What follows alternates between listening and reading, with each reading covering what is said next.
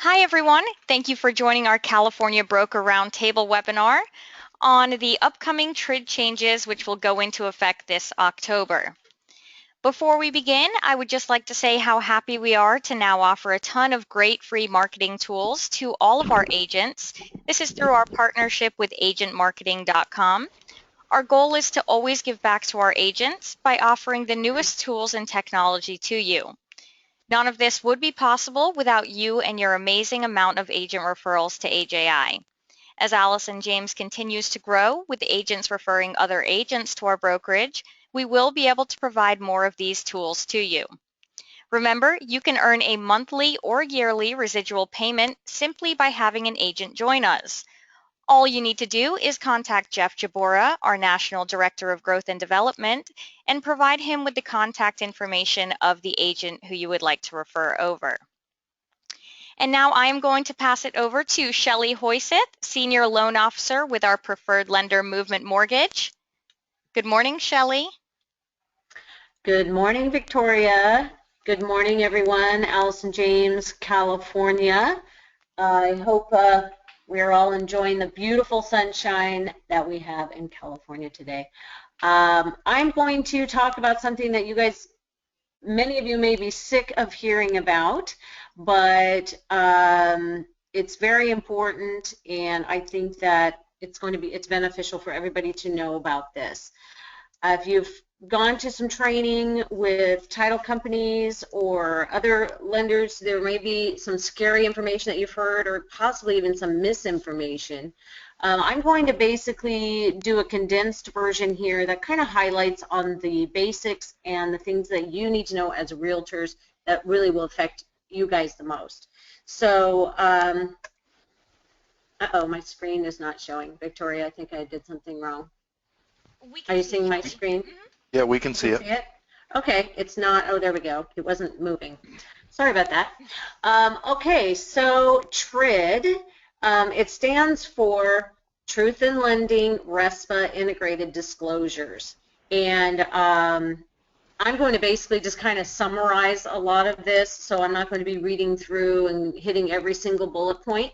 But basically what's happening is the GFE, which is the original initial disclosure, and the HUD, the closing disclosure, is now going to be replaced by a loan estimate, which will replace the good faith estimate, and the closing disclosure, which will replace the HUD. And if you've seen samples of them, you know that they have the same format. They're pretty easy to read, and they'll be real easy for consumers to compare the estimate to the final. So that part, I think, is actually a good thing.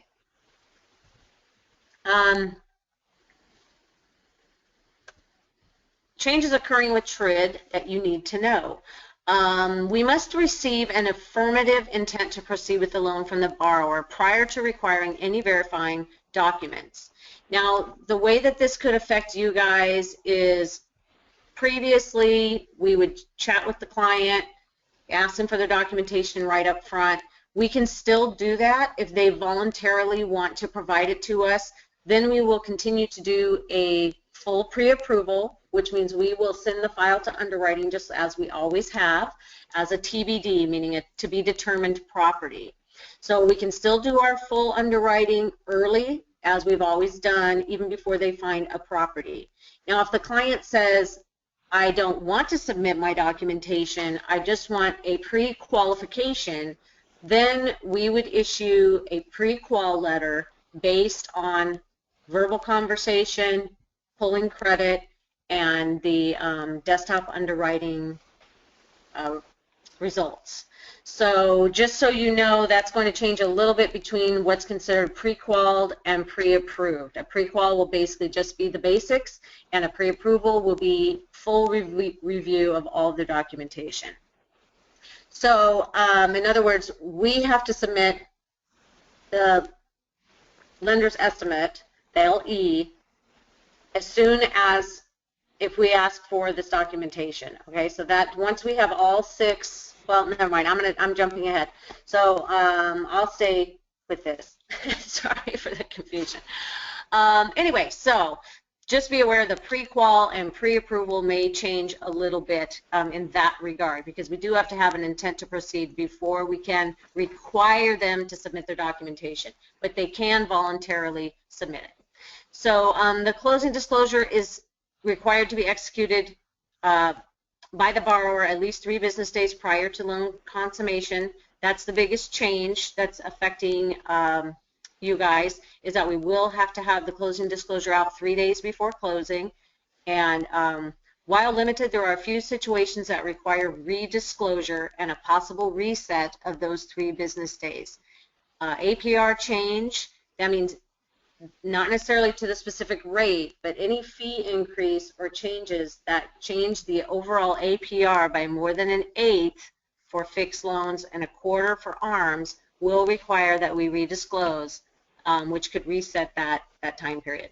The other is that there's a loan product change, in other words, fixed to an ARM or vice versa, or somebody goes from conventional to FHA, that will require redisclosure. So what Movement is doing to prepare for TRID, we will produce the closing disclosures instead of relying on settlement agent. So what this means is, in the past, we have had the HUD prepared by escrow, and then we work with them to approve this. Going forward, we will be submitting the closing disclosure form directly to the consumer via our e-sign portal that we have, and that will eliminate waiting on escrow. Also, it will allow us to control the timing as we feel the loan is close enough and the fees and everything are buttoned up where it's a good time to send the closing disclosure. We will go ahead and do that to the consumer. So we're not necessarily waiting until 3 days before closing to disclose this. So I think that's pretty huge. Movement has created a pre-closing department. It has been operational for about 6 months. So when the loan is submitted and we have underwriting and processing assigned, we also have a pre-closer assigned, and they're the ones that are going to be watching the timelines, watching the fees, and making sure that the disclosure gets out in a timely manner. Movement is making a priority to have processes and technology in place for working with settlement companies. So we have set up a new portal that very on in the beginning, right when we have full loan application and the contract, we'll be reaching out to escrow right away to introduce them to the e-portal. And that will be a shared portal where they can go in and update their fees. Anytime they have changes, we can update anything as well, and it'll always be live. So we won't have to be relying on back and forth, you know, sharing of the LE or the CD back and forth between escrow. We'll be able to look in that portal and know that everything's been updated, and it's going to be a really tight, good communication between escrow and the lender. So Movement is working with top industry experts and third-party service providers. So same thing, if you have a team of escrow and title that you like to work with, it's great to keep that team together and have full contact information. Having the, not just, you know, Linda at Tycor, but have their email address, the address of the specific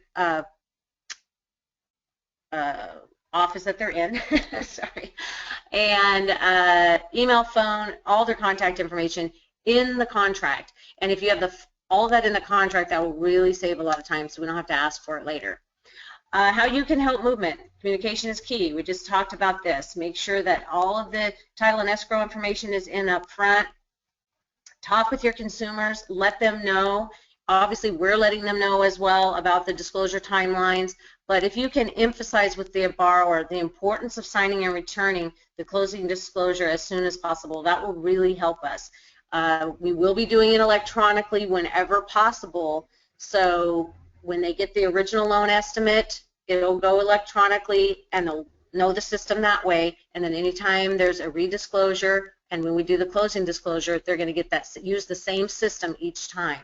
So if you just remind them, hey, when you see these things come over from the lender, get it done that day, because once they've accepted it and signed it, then we can move forward with the process. Talked about that. So day 0, consumer submits all 6 pieces of information for loan application. And the 6 pieces are the borrower's name, the property address, the estimated value of the property, the social security number, their income, and the purchase price. So all 6 pieces are in, it becomes an application, and that's when all the TRID timelines start. So if as soon as we get a contract, basically that starts it. Or if they tell us we have a contract and here's the address, that starts our timeline. So we have to be very cautious about making sure that we're watching all of these pieces of the puzzle, so to speak.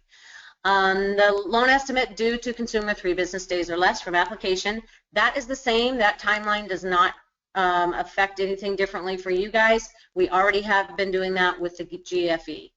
7 days must pass after the LE delivery to borrower before closing is possible. This also is the same as the way it is currently. We do have to wait 7 business days before closing. Now, rarely do we have a 7 business day closing, but when we do have rushes or urgent files, LO 911, emergency type files, oftentimes we do close them in that 7 business day window. So sometimes that comes up.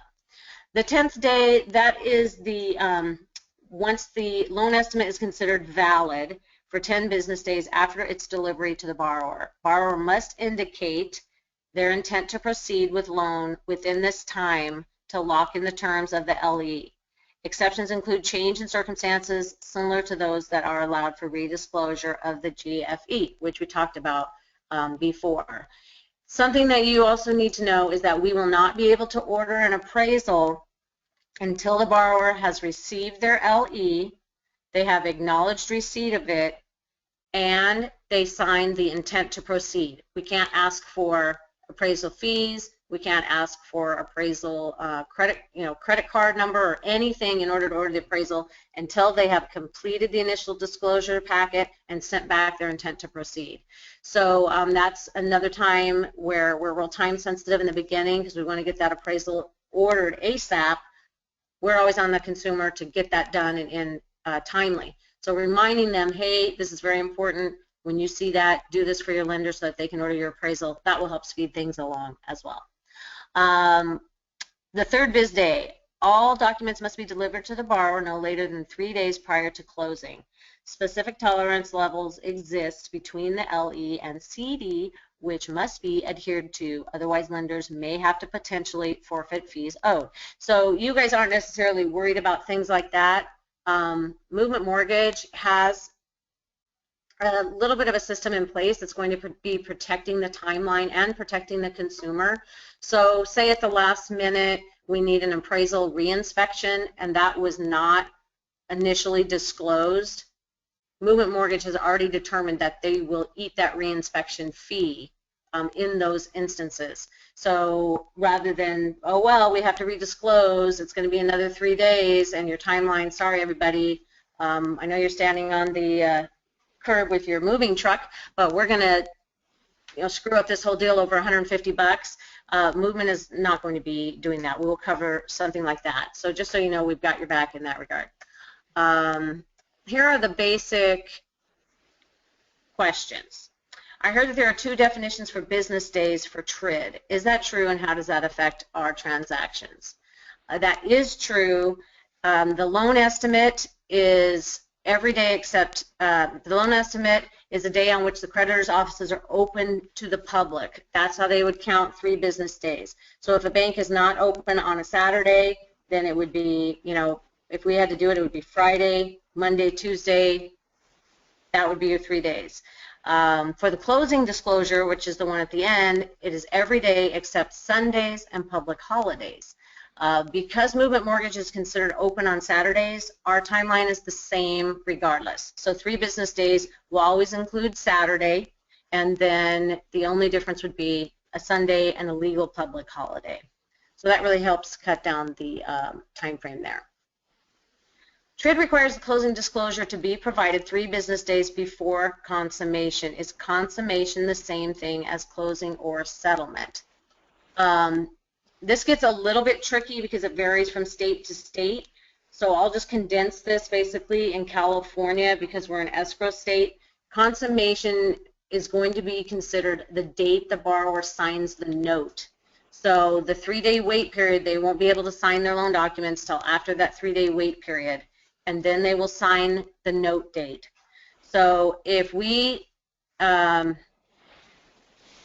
if they sign it and then don't return it back to us, the 3 days is the date that the note is signed. So we will go off of that date. Number 3, we are still concerned that loans are going to be delayed by changes that require new waiting periods. What are the circumstances that require new waiting periods? So we talked about that already. It's an APR change of 1/8 for fixed loans or 1/4 for ARMs, a major product change if we're changing loan programs, or if a prepayment penalty is added. We currently do not have any loans that have prepayment penalties, so that one would not apply.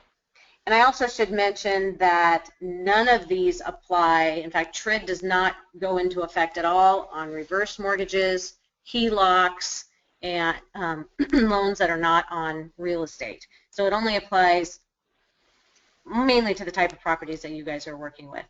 Also, I wanted to let you know that October 3rd is the application start date. So anything that's already has an application in, they will continue to have a good faith estimate and a HUD at the end of the transaction. So if you have any new construction that's in escrow right now and it's not closing, even if it's not closing until 2016, the old rules will stay and apply, and they will still get a HUD settlement statement, and the timelines will still go according to today's rules.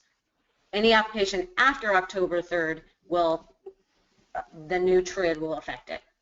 So that's the basics. If you have any questions, please go ahead and put them into your little question box there, and Victoria will read those off and we'll go over those together.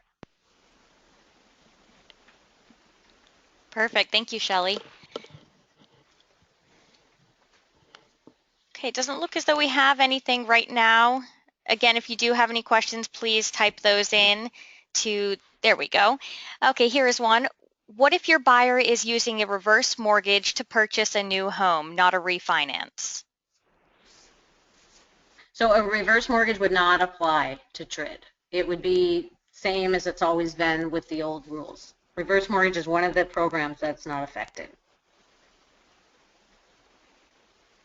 I actually think it's a great sign that we don't have a lot of questions, Victoria, because I think we've been drilling this into everybody for a couple of months now, and they've handle on it, which is awesome as far as I'm concerned. I know. The main thing I just want everyone to really know is that Movement Mortgage is ready, and we are planning to maintain our same 20-day closing timelines. We're not expecting to have 60, 90-day crazy timelines.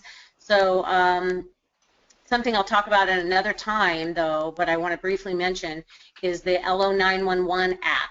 So people that are in my area, I'll be sharing that LO911 app with you.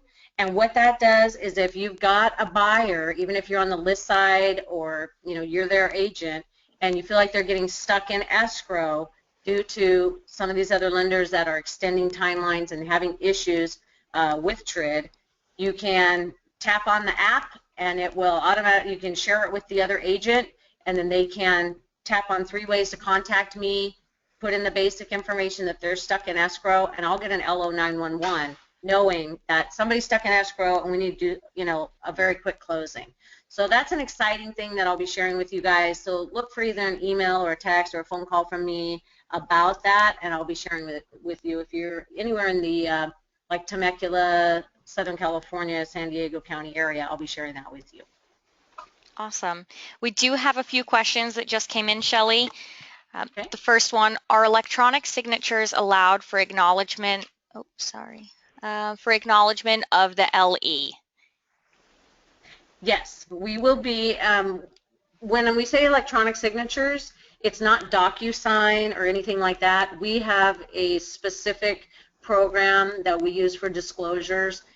We call it e-sign disclosures, and they'll go through that process. So yes, for the 99% of borrowers that have email accessibility, when we disclose the LE, typically that same night they can go through that process, print out the forms that need to be wet signed, because there are a few that do need to be wet signed, including the intent to proceed.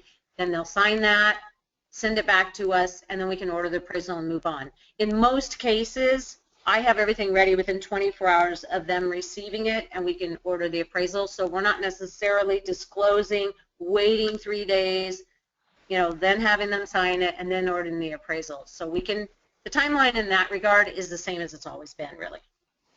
Okay. And here is another one. With the TRID implementation, is it still possible to close in 30 days? I read on CAR it may add extra days.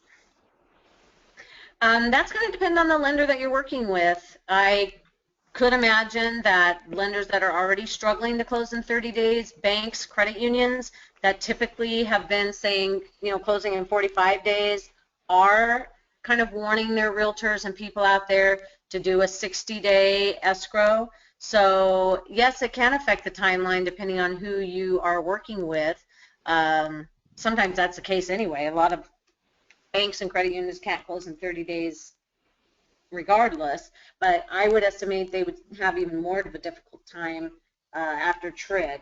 We are still closing in 30 days or less, and our 7-day processing timeline is still the goal. It's still in line. We haven't extended that. Our processors and loan officer assistants still have those 7 business days after initial approval to get all the conditions in, get the file cleared to close so we can be ready to move forward towards closing.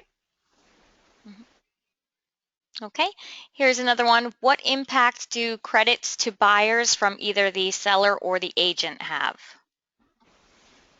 If you're doing a last-minute credit, it shouldn't affect the CD if it's, it depends. Okay, so for instance, this last week, there was an issue with title, and they couldn't get the seller's judgments released from title. So even though we had funded the loan and were ready to go, the title company was not ready to receive the funds because they were waiting on the County of Los Angeles to get things cleared up. So in that regard, there was loan extension fees because we had to extend the lock for a week because we don't know how long this is going to take. So there was loan extension fees involved, and that the seller is crediting. So due to that credit, even though it's a credit, because it's a credit of a fee that we are involved in, that might be a case that would involve redisclosure if it causes the APR to go over an 8th. So as long as it doesn't cause your APR to go over an 8th, or we don't have a product change or prepayment penalty, we shouldn't need to redisclose. So the key would be get your credits in early, talk through all the options. The most important thing would be if there's going to be lender credits. So if we can step in and do a lender credit, or due to repairs, the borrower says, you know what, let's bump up the rate by an 1/8 or a quarter so that I can get a point back in lender credits, then that would affect their APR, and that would be a redisclosure. So if it's just a basic, hey, I'm throwing $500 into this because of something that had nothing to do with our disclosures, my estimation would be that that would not require a reset of that 3-day disclosure. But I still would recommend get the repairs in early, get any addendums for any changes, get it all in, I would say within the first 2 weeks, whenever possible. Okay. Here's another question. Do you expect any pushback from escrow companies having you do the closing disclosure? Well, the closing disclosure is the responsibility of the lender. So if they have pushback, well, I mean, that's all I can say about it. We're responsible for it in the end, so we're going to be the ones disclosing it. I don't know how all lenders are handling that, to be honest. I don't know if they'll still be having escrow work with that. They're obviously going to be in the loop. We're not cutting them out and just going, without them being aware and in the system, but we're making sure that we take on that responsibility so that we can disclose it through our e-sign disclosure system and make sure that the timelines start and set when we determine. Okay, great. Now we are going to pass it over to Ken. Thank you so much, Shelley. And if anyone has any questions, please feel free to reach out to Shelley. What's the best way to contact you, Shelley? They can call, text, or email me anytime. I don't know. Do I need to give you back the screen so you can pop up my slide? I can actually, yep, I can, I'll pop it up right now. Yeah, the number that pops up there, that is my direct cell phone number. So you can text on that number, call me on that number, or you can email me anytime. A lot of you already do, and you get a pretty quick response back when you have program questions or TRID questions or whatever. Perfect. Thank you so much, Shelley. So now we are going to pass it over to Ken. And Ken, I will make you the presenter right now. Okay, great. Thanks very much, Shelley. Very thorough, and I now know more than I ever wanted to know about TRID. But it's a wonderful thing, and I'm glad to hear it's not going to impact things very much. It sounds like you guys really have it together. I'm going to switch this over to, excuse me just a second. There we go. To the roundtable, and we'll scoot past a couple of things here that we had on the agenda for TRID. October 3rd, as everybody's probably aware, is 3 days away, so it starts on Saturday, the TRID process, October 3. We are now going to scoot past and talk about Addenda, plural of addendum. And the reason we're going to talk about that, this is kind of a short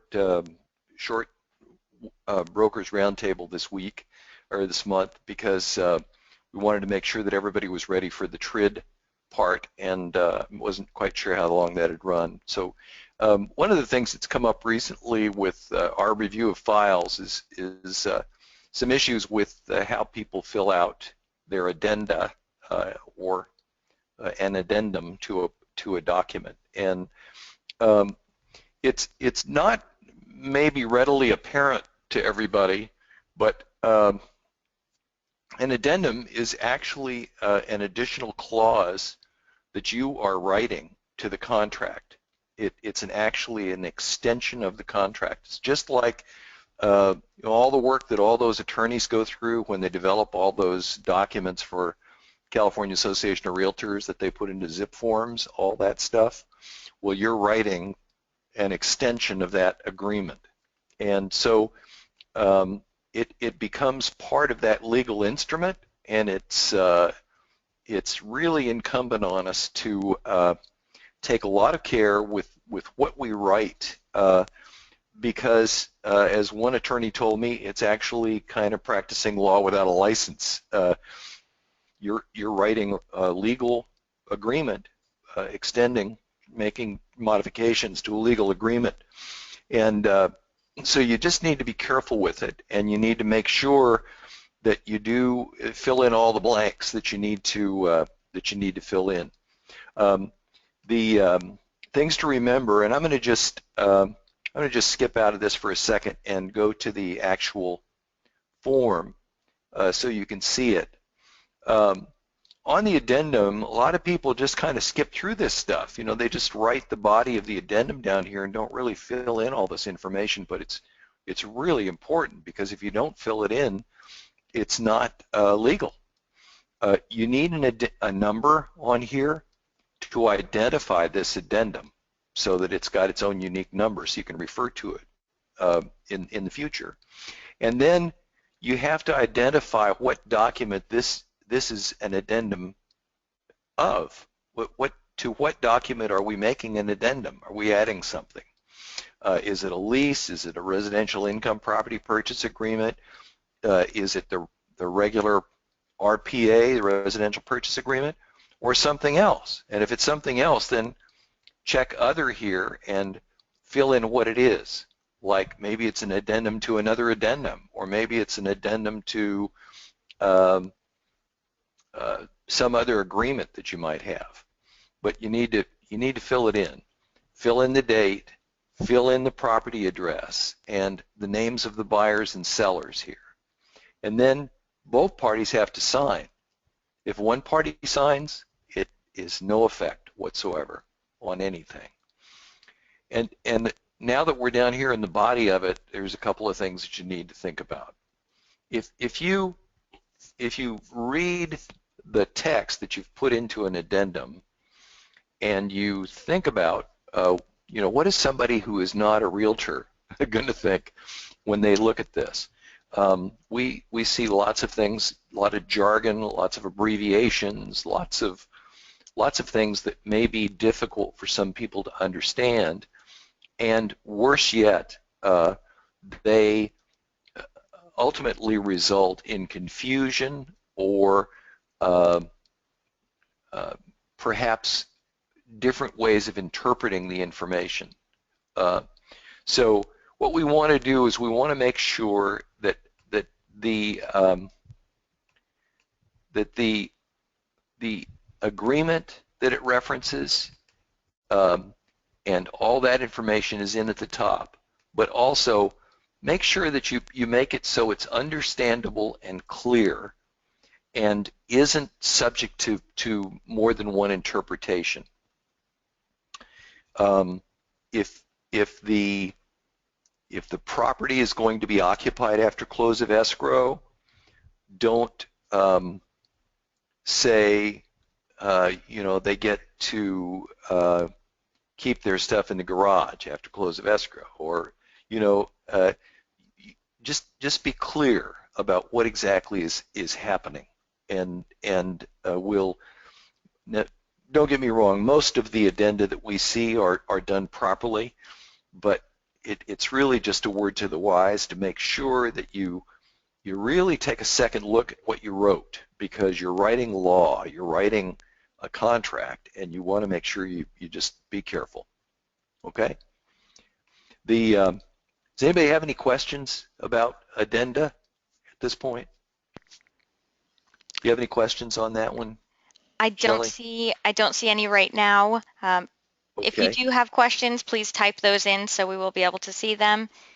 Yeah, or if afterwards, send me an email. I'll be happy to talk to you about it if you got a question about anything that you might come up on an addendum. For more information, the legal section of car.org is a great resource, and also our FAQ site, faqs.allisonjames.info. There's a lot of great information in there. If anybody ever needs to know how do I get a commission instruction signed, or what happens if I'm doing agent-owned property, or what happens if I've got this or I've got that, just go to FAQs, type it in, and search for it, and you should be able to find it. If not, give us a call. Jeff and I are always available, pretty much always available to talk, and we're happy to help. There's some other information sources. This, by the way, John Giardinelli is an attorney who handles several local realtor board associations, represents several different realtor associations, and he has a newsletter. You can go onto his website, sign up for his newsletter, and you get all kinds of information. He's got a blog with all kinds of great information on the latest legal stuff. And I have no affiliation with Mr. Giardinelli, but I just think it's a great resource for information, and it's free, which is really good. For future events, our broker roundtable is the last Wednesday of the month. So in October, it's going to be on October 28th. And this is a really important one. It's something we need to review at least once a year, and it's the Realtor Code of Ethics. A lot of people really aren't aware that the Code of Ethics is the basis for almost all the regulations of the Bureau of Real Estate. And we want to make sure that everybody is up to date on the Code of Ethics and understands what needs to be done as a realtor. And it's a good thing to revisit from time to time. Also, please read your weekly broker updates in your emails, and take advantage of this free agentmarketing.com that's supplied by Allison James. It's a wonderful thing. And for those of you who made it to the marketing event that we had yesterday, Patrick Ferry, Tom Ferry's brother, was there for a presentation for a couple hours at the Improv in San Diego. We had another presentation by one of the Tom Ferry's people the week before up in Temecula. If you guys missed that, you missed out on a great event. We even served lunch, which is pretty good. And they say there is no free lunch. But really keep an eye out for these events, because if you guys can support them and come to them, we get enough of a turnout, we can continue to provide these events, and we really appreciate your supporting the efforts of our corporate staff trying to provide these things for you. So please, please try to make it if you can. And that's about it. We have events just about every week. And tell any other agents you know, and you can get paid for referring them, and you can eliminate all your fees. So we look forward to having a bright future going into the holidays. And if anybody needs any help with anything, just contact me. Otherwise, we will see you next month. Perfect. Thanks, Ken. Thank you, Okay. everyone. All Bye, right, everybody. bye-bye.